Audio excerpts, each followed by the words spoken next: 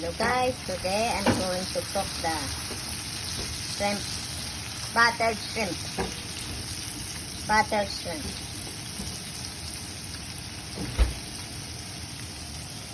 Ilalagay na natin yung shrimp guys. Okay? Ayan.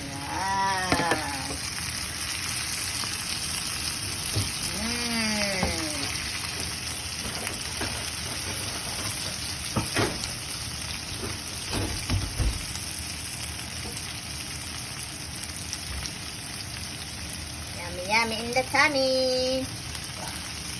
What happened to them? It smells? This is a shrimp. There's no smell to it. Because I'm on video. Please. Please, please.